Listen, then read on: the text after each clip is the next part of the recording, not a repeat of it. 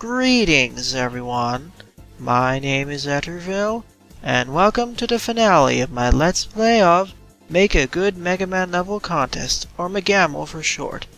During the last part, I completed the arena, so now I have all 30 energy elements, the bright man symbol in the lower left corner of the monitor, and that scar symbol on the lower right part of the monitor. So I basically 100%ed the entire game. So now in this part, as promised, I'll give my final thoughts on MaGMML as a whole. I'll be dividing this into 7 sections: how I got to know about MaGMML in the first place, the level design process, interactions with fellow creators and the developer, the final game, the main problem areas I had, suggestions for the future, and some closing thoughts. And in the background I'll be walking around the hub world so you have something to look at. Alright, starting out with how I got to know about MaGMML. During one of Nathaniel Hoover's, aka Flashman85, aka Gemini Laser's Mega Man Fangame Sampler streams, SnowRun Pyro, the main developer behind MaGMML, mentioned that she was running a Mega Man level design competition over on Sprites INC and Talkhaus. So curious as I was, I decided to head on over to Sprites INC to learn more about the competition. I read through the details, sought inspiration from the Make a Good Level X contests from Talkhaus, and decided that I wanted to participate as well. After all, there were already about 30 people registered in the competition, and I was thinking of making a Mega Man fan game myself. But I was having trouble with development in the coding area. I wanted to produce at least some form of Mega Man game-related content, and I felt that this was my chance. Because mainly the engine didn't seem to require that much programming to build a Mega Man level compared to other ones. Previously I was looking to Blyka's engine, but I felt it required too much work in order to understand what was going on. Plus I didn't have GameMaker Professional installed either. And the MaGMML engine actually came with a lot of pre-built assets like enemies, obstacles, and sprite sheets. And so I sent a registration asking to register, and after a few days I got the dev kit. So it was off to the level design process. Once I got the dev kit, I began by watching the video tutorials and experimenting with all the mechanics that the engine had, basically all the quirks and how to set up a basic level. So, and after that, for the first few days, I was trying to decide what level to make. In essence, what should I base it off of, were there any specific features I should have focused on, etc, etc. And after about a week of deliberation, which in itself was slowed down due to real-life work, I decided that I wanted to remaster/remake Napalm Man's stage from Mega Man 5. Napalm Man's stage was one of my favorite stages back in that game, but I felt it was too short to express all of its mechanics. I felt that it was a great stage focusing on enemy-based challenges in tight corridors and a cave system. But I also felt that I needed another gimmick or mechanic to stand out more. Otherwise it was kind of forgotten and somewhat bland in some regards. So I decided to remake portions of the stage, and in general make it longer.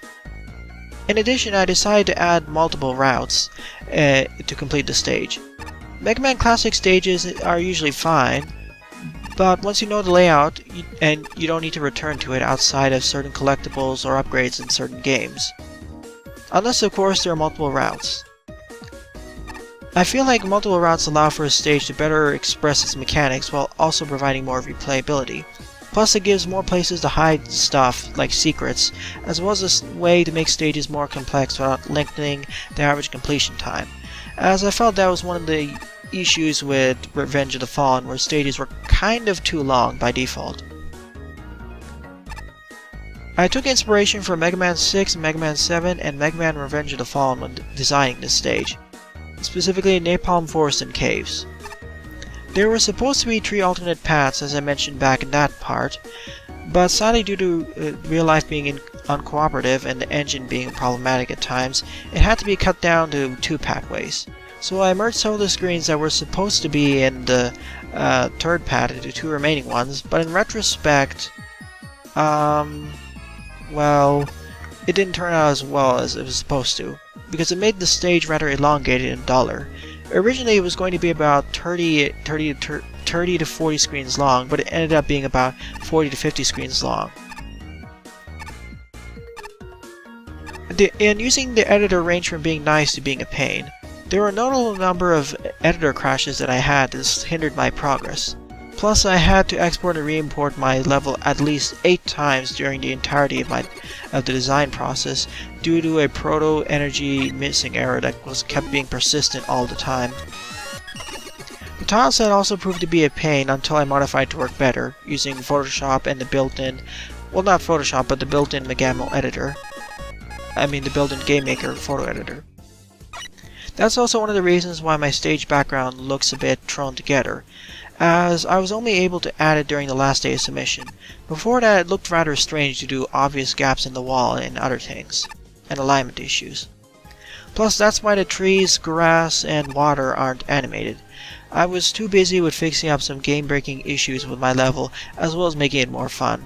Because even in the final product while I was making it, I made a lot of changes that made the stage shorter and more fair, as there were several segments in there when I was making it in the raw form that were kind of unfair in terms of enemy-based challenges, so I did tone them down.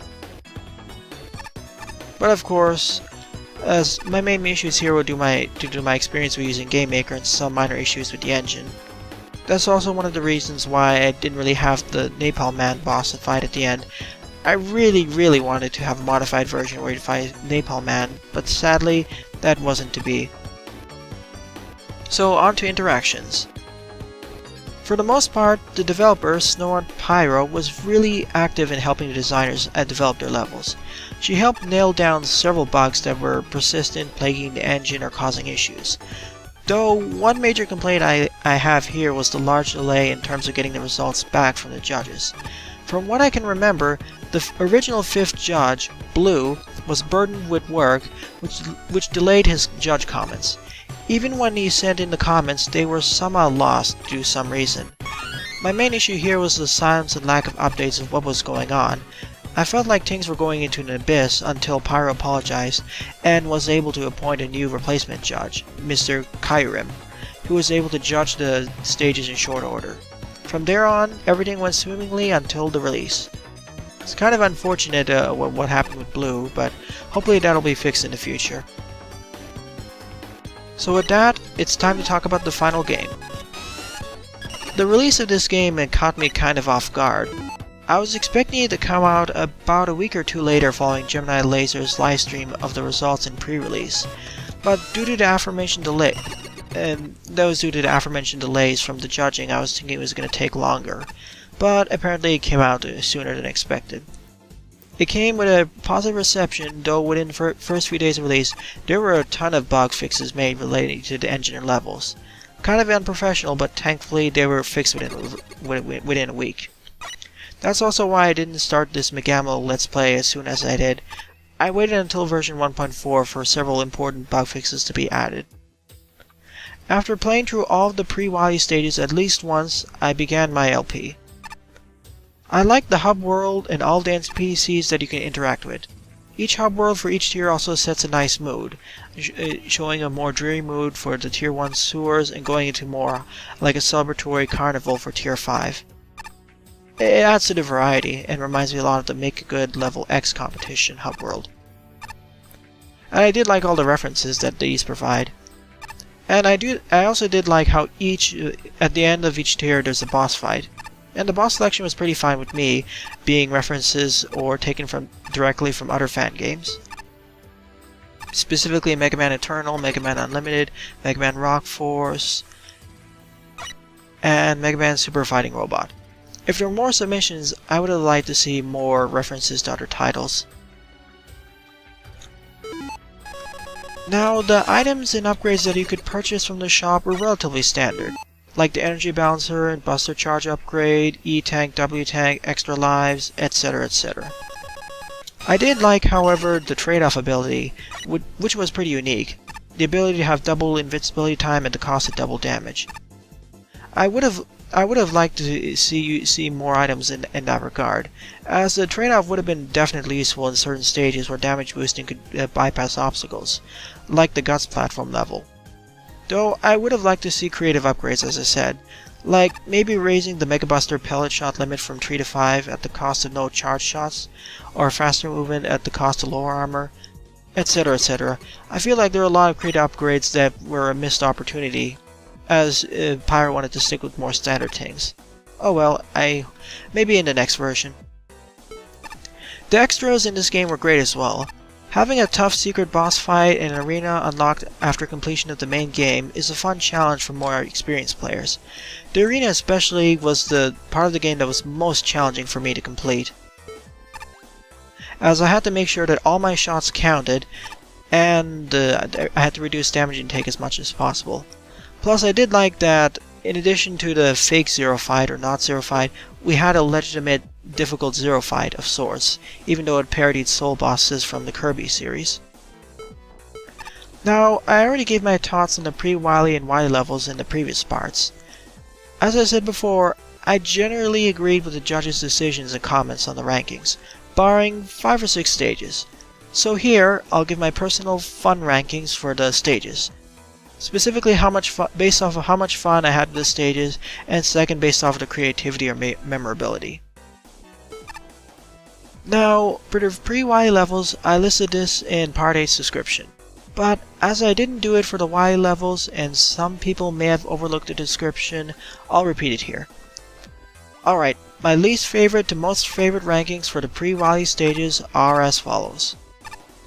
Objective Vein Space by Lowlinch, City War by Quazcake, Level by Canna, The Quickening by Zerglorok's Odyssey, Midnight Snow by Blue Kirby, Sunset Siege by Scorpio, Hard to See Land by Parmesan, Chroma Key by Gyra Saloon, Sky Ziggurat by Monkey Shrapnel, Citadel Basement by Entity 1037, Napalm Forest and Caves by Toron, aka me, Wily Combo by Mitcheddar93, Under Construction by 128 Up, Maze of Death by Flashman85, Thundercliff Plant by Lambda, Spiky Meltdown by the Stove Guy, Research Facility by Wrecking Goomba, Mega Man World by Kumama, Neon Gravity by Friendly Dictator, and in first place, Glassman by Red Bloopy.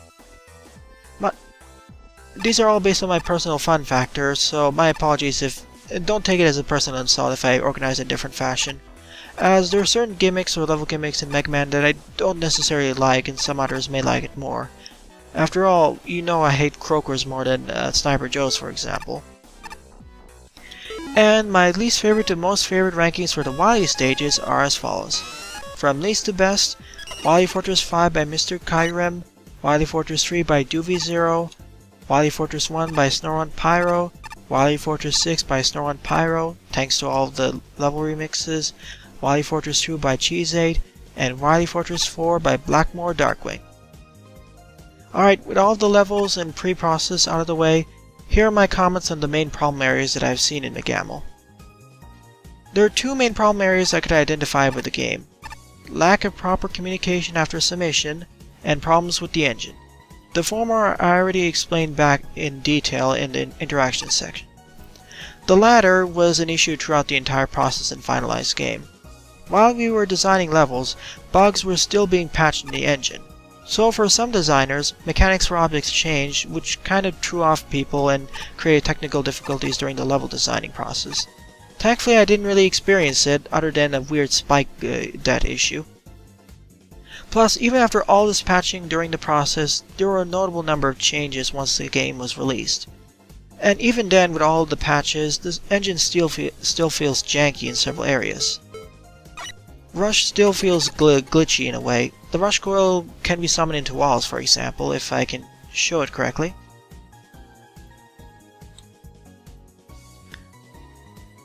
Let me get to the nearest wall and I'll demonstrate right over here.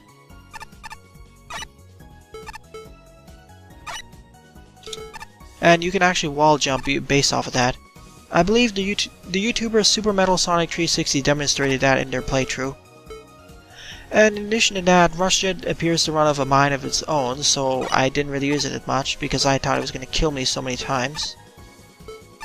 Not to mention the sinking floating platforms, top platforms, Yoku blocks, and some other gimmicks don't behave as they're supposed to. In fact, they even ignore pausing for some reason. They don't get paused. Plus, some of the physics still feel a bit off. It just feels like the engine is a beta state of sorts. Though it has improved significantly from before, so there's that. So my suggestions for the inevitable, or for MaGMML 2 coming up, is the following. Have more communication throughout the process. Have backup judges on hand to prevent the blue issue. Bug test the engine before beginning the competition. I strongly emphasize that. Pyro has agreed to do that, to open up a public bug testing period for the next MaGMML. Have a more varied weapon lineup, aka have a time freeze, bomb, screen clearing, or especially shield-based weapon. Most weapons in this game I didn't mind. I like the inclusion of Metal Blade, Gemini Laser, Solar Blaze, Top Spin, Thunderwheel, Black Hole Bomb, and Magic Card. I felt like they gave a varied tool set for dealing with most of the challenges in this game. I kinda felt like the Pharaoh Shot was redundant with the advent of the Metal Blade, Gemini Laser, and one other weapon. Oh sure, it does deal the most damage per hit, which is great against bosses if you don't have their weakness, or ran out of weakness energy. But other than that, it kinda feels outclassed by other weapons with its slow charging, and it doesn't feel as powerful as it was in Mega Man 4. So I wouldn't mind trading off the Pharaoh Shot for a shield weapon. Maybe the Junk Shield, Blizzard Attack, Gem Shield, Jewel Satellite, etc. I wouldn't mind the trade-off there. So, and for that matter, I would like to see a different set of 8 weapons in the next MaGMML. So in closing, throughout all this process, I would say that MaGMML was a very fun competition to participate in. And the final game was, in the end, very fun to play. Oh sure, there was a lack of quality control, but in essence that if the level was completable, that would be fine. Although that resulted in issues like the hard to see land being very glitchy, and that destroyed kind of a lot of the fun in it. My apologies. But other than that, I felt like it was a good way of organizing the Mega Man community to show how they can create their own stages, and show the many different interpretations of what a good Mega Man level is. There were a lot of interesting ideas that were presented here, and unlike normal fan games, where you only see a creator's restricted set of ideas of what they think a Mega Man level should be structured, or Mega Man game can be structured, here we see many ideas of how to design a level in game. So that was quite nice, and that added to the variety and memorability. And it wasn't too difficult overall, either. Sure, there were some tough spots, but thankfully they were dealt with. In the end, I felt like the beat rescue service or the spike guard wasn't necessary if you trained enough. It's not as necessary as, for example, Mega Man Endless, where it would benefit more there. So alas, my experience has been positive, and I wouldn't mind participating in another MaGMML competition. And same with Mega Man Endless organizing the community. If there's another complaint, I really wish that there was more advertisement of this, as I only saw Snowrun Pyro advertising MaGMML in the Twitch stream, Talkhaus, Sprites INC, and one other site. It really should be spread off to more sites overall. So alas, there is only one last thing for me to do before I end this entire Let's Play. And that is watch the credits in more details and thank everyone for participating. But I feel like there should be more of these organization contests so we can organize the entire MaGMML or Mega Man community. And in addition to that, we can actually train and understand better how to make Mega Man levels. As I feel like without these good level designers or engines, it really turns off people from designing Mega Man levels because they have to go over the hurdle of actually programming stuff, especially with the lack of assets. Like, Blanka's base engine is open, sure, but I feel it's too complicated for normal people for inexperienced users to use correctly, and there's some somewhat finicky things and a lack of assets for people to learn. I feel like the MaGMML competition really opened it up to more people who are not used to programming, but are better level designers. So I wouldn't mind seeing an engine like that come out. Or I wouldn't actually even mind if the MaGMML engine was open sourced or open to everyone outside of competition, as I feel that it would increase the creativity and allow for more unique levels to pop up. After all, I want to see, after playing so many Mega Man classic games and Mega Man fan games, I would really like to see fan games take it further. I would like to see more different ideas, more crazy stuff, and see how much fun you can have. I wouldn't even mind if they break some of the standards of Mega Man, the original Mega Man classic games myself. That's why I quite like Mega Man *1 and Mega Man Next Remix when it comes out. Alright, those are my final thoughts. Now let's thank everyone. Here is everyone in the Make a Good Mega Man level contest. So I thank Pyro, the organizer for this, the judges, Pyro, Cheese8, Doovie0, Blackmore Darkwing, Mr. Kyrim. Rest in peace, Blues, sorry for not being there. Pyro for programming, Blacker for the original engine, Arthur Code from Friendly Dictator, Red Blue Pea, Wrecking Goomba, Mitcheddar, Kumama, The Stove Guy, and Mr. Kyrim. They all did custom assets, sprites from Capcom, Nintendo, and all of these other people for all the custom stuff, and anyone else that was missed. Ah, John Cage music, I didn't realize that. I thank all the contestants, No Lynch, Quasky, Kana, Zagrox, Jara, Blue, Scorpio, Monkey, Mitcheddar, me, Parmesan, Flashman, 128, Stuff Guy, Lambda, Wrecking Goomba, Entity, Friendly Dictator, Kumama, and Red Blue Pea. Special thanks to all these other people. I thank everyone who participated in this, even the 20 or so people who didn't actually submit their levels out of the 40 who registered. I still thank you for participating or registering, and I especially thank the 20 people who were able to submit levels, not to mention the judges who took all time out of their lives in order to judge all of these things. Pyro and Blacker for actually creating the engine, and Pyro for building upon it, and making a wonderful engine, even with all the complaints I've had over the previous parts. You've done a wonderful job overall. I also thank all of the participants, viewers, people like Flashman, other streamers, other Let's Players who played through my level and other levels. It's nice to see all the comments and see how they reacted to the experience here. And of course, I thank you all for watching this Let's Play, viewers. I also thank all of the contestants who responded to my previous parts with explanations of why they did things or where things broke down. I really appreciate the level of interaction shown here. It really shows how the Mega Man Mega Man community is kind of connected, especially with Capcom not releasing any new titles. I quite appreciate it and like the interaction, and hoping for more interaction in the future when I move on to Mega Man Endless, which I am doing a Let's Play or recording one on the side right now. So I thank you all, especially the viewers, for watching me throughout this Let's Play, through all the 14 parts of me completing all the levels, stumbling through them, and generally making comments. Your support is always appreciated and drives me to continue producing content, not only for Mega Man Let's Plays, but other Let's Plays of indie titles and other things as well. Well then, I thank you all for watching my MaGMML Let's Play, and I wish you all a nice day. Toodles!